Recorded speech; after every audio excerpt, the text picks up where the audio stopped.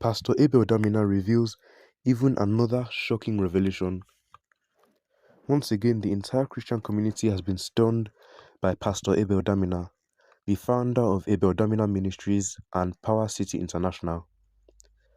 And this time, the very contentious man of God is not opposing any other man of God or denouncing the beliefs of any Christian group.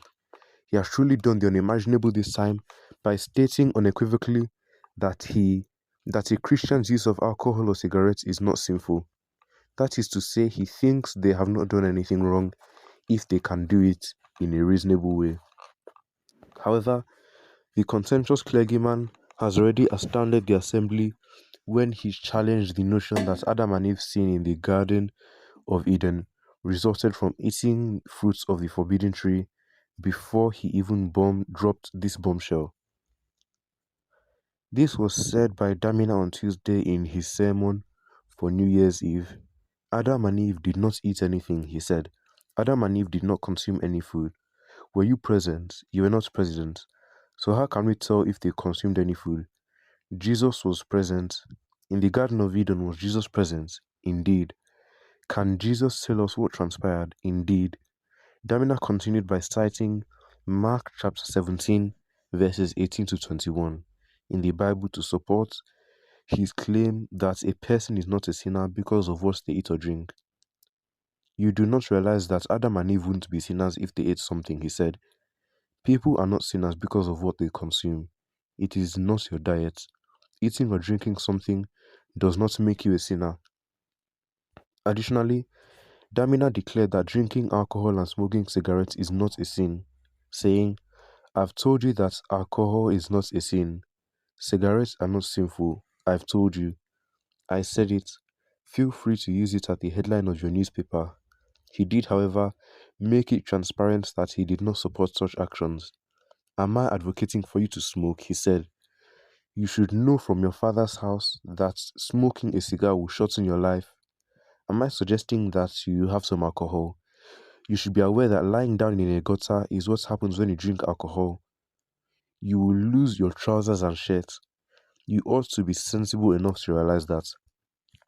Pastor Abel Damina believes that a person is corrupted by what is in the heart rather than by the action of eating or drinking. If Adam and Eve ate, it would end up in their stomachs. It would digest and pass through the toilets. They will be at liberty, Damina declared. Nothing a man eats gets into his heart, he continued. It will pass through the digestive tract and eventually exit the body. What defiles a man is not what enters him, but rather what leaves him. Your thoughts, not your food, are what define you as a sinner.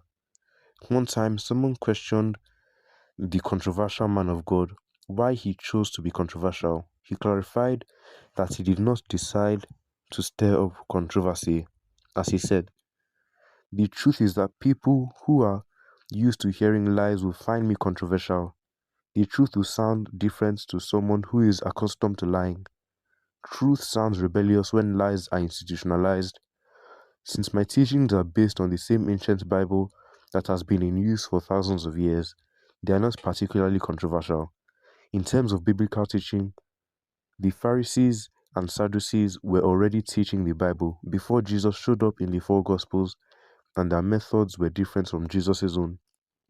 He was described as having a very unusual voice, being contentious, being odd, and speaking authoritatively and powerfully. The Bible is an ancient text written in a language that is not ours, a culture that is not ours, a vocabulary that is not our vocabulary, and a word review that is not our review word. Over a period of more than 1,500 years, 40 authors wrote the Bible, which is available in Greek, Hebrew, Latin, or Aramaic. Additionally, the Bible was composed across 3 continents. There was only one message when it was collated. Search the scriptures, for in them ye think ye have eternal life, and they are they which testify of me. Jesus remarked in John 5:39, thus the Bible as a whole is the testimony of Christ. It has one single focus, message and character. Therefore we claim that the Bible is a Christocentric text that emphasizes Christ. The Bible's theology is Christology, and the mission of Christ is soteriology or salvation. The Bible is a theology. Therefore, everything I say will seem controversial to a preacher and his audience if they stop emphasizing Christ or salvation. Therefore, it is not controversial. It is only that the Bible's teachings differ from what people were previously taught. For those who are not accustomed to hearing them, the message of the Bible, Christ and salvation, sounds controversial now that we are teaching it. Damina, the pastor, has been in the news constantly by criticizing a number of clergy and challenging their authorities and beliefs, which he maintains are either completely incorrect or riddled with contradictions. He garnered media attention. Saying that the man angered many powerful men of God is stating the obvious. Additionally, he made a number of them feel uncomfortable, and they have since drawn the battle line beside him.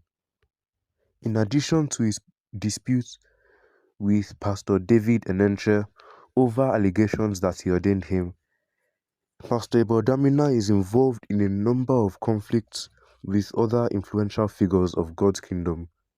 This is because he has made a number of contentious remarks that have angered Bishop Oyedepo, Pastor Deboye, Bishop Ibiomi, Pastor David Enenche, Pastor Jerry Eze, Apostle Joshua Selman, and a number of other clergymen.